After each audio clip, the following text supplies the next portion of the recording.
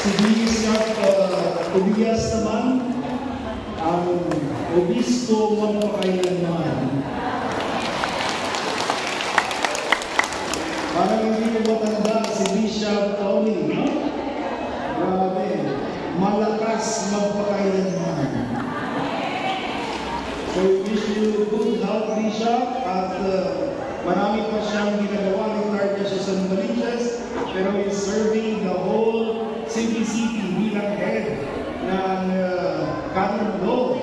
Siya yung nagdidisiplina ng mga pari at obispo. So maraming salamat, Bishop, for being here again and again sa Payatas.